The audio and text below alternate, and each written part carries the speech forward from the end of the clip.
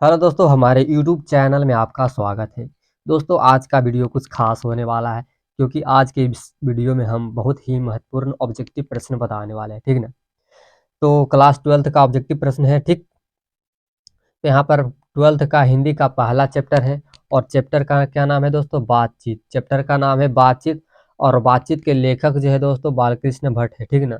इसके लेखक कौन है? बालकृष्ण भट्ट। तो यहाँ पर ये बात याद रखिएगा कि बातचीत के लेखक जो है वो बालकृष्ण भट्ट है, ठीक ना? तो चलिए पहला प्रश्न देखते हैं। तो यहाँ पर पहला प्रश्न दोस्तों, बातचीत शीर्षक निबंध के अनुसार जो कुछ मवाद या धुआं जमा रहता है वह भाप बनकर निकल पड़ता है, कैसे?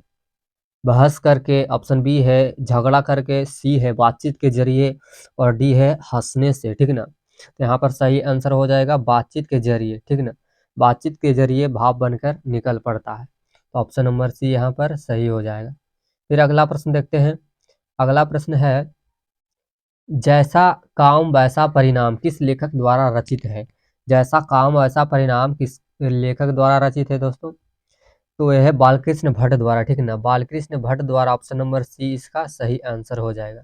फिर अगला प्रश्न है, बातचीत बालकृष्ण भट्ट के पिता का नाम क्या था?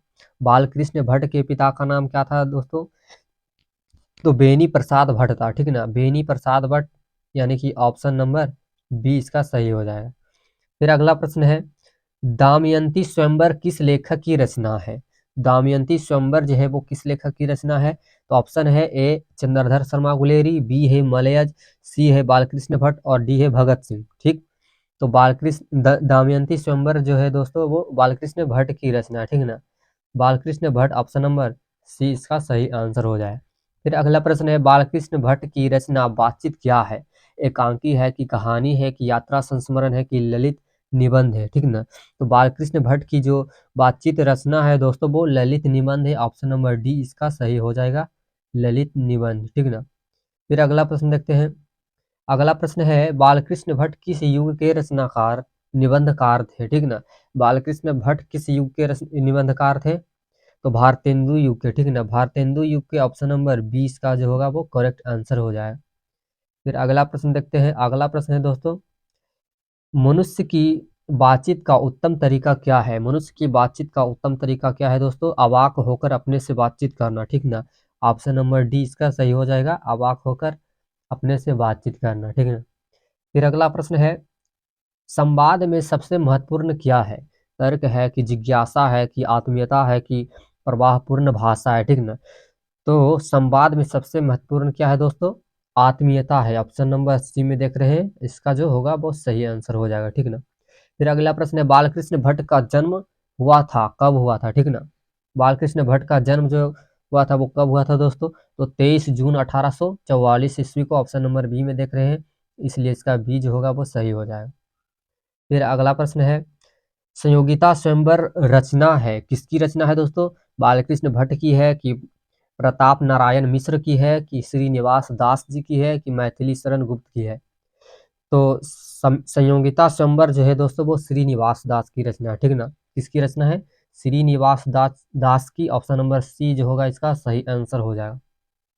फिर अगला प्रश्न है, बातचीत शीर्षक निबंध के अनुसार रस का समुद्र किनकी बातचीत में उबड़ा चला जाता है? किनकी बातचीत में? दो हम सहेलियों के बातचीत में, ठीक ना? दो हम सहेलियों की बातचीत में, ऑप्शन नंबर ए इसका सही हो जाएगा। फिर अगला प्रश्न देखते हैं। अगला प्रश्न है, वाद विवाद संवाद क्या है? वाद विवाद संवाद है वो क्या है दोस्तों? तो आलोचनात्मक निबंधों की पुस्तक है, ठीक ना? आलोचनात्मक निबंधों की पुस्तक, ऑप्शन नंबर ए इसका सही हो जाएगा। फिर अगला प्रश्न देखते हैं, बालकृष्ण भट्ट ने कौन सा मासिक पत्र निकाला था? बालकृष्ण भट्ट ने कौन सा मासिक पत्र निकाला था? तो Hindi Pradeep, option number C इसका सही हो जाएगा, ठीक ना? फिर अगला प्रश्न है, बातचीत जो है वो किस विधा की रचना है? बातचीत किस विधा की रचना है दोस्तों? निबंध की है, ऑप्शन नंबर डी इसका सही हो जाएगा, निबंध की। फिर अगला प्रश्न देखते हैं, रॉबिन्सन क्रूसो ने 16 वर्षों के उपरांत किसके मुख से एक बात सुनी थी? फ्राइडे के, ठीक ना? फ्राइडे के, ऑप्शन नंबर ए इसका सही हो जाएगा। फिर अगला प्रश्न है, बातचीत शीर्षक निबंध की निबंधकार कौन है? बातचीत जो शीर्षक है वो निबंधकार कौन है दोस्तों? वो है Balkrishna Bhatt, option number D इसका सही हो जाएगा, बालकृष्ण भट्ट। फिर अगला प्रश्न देखते हैं, बातचीत के माध्यम से बालकृष्ण भट्ट क्या बतलाना चाहते हैं? तो बातचीत की शैली, ठीक ना, बातचीत की शैली ऑप्शन नंबर ए इसका सही हो जाएगा। चलिए अगला प्रश्न देखते हैं। अगला प्रश्न है, भट्ट जी को किसने अंग्रेजी साहित्य के एडिशन और स्टील की श्रेणी में रखा है? भट्ट जी को किसने अंग्रेजी साहित्य के एडिशन और स्टील की श्रेणी में रखा है दोस्तों? तो रामचंद्र शुक्ल ने, ठीक ना, Ramchandra Shukla option number C इसका सही हो जाएगा। फिर 19वां प्रश्न है, बालकृष्ण भट्ट का निवास स्थान कौन सा है?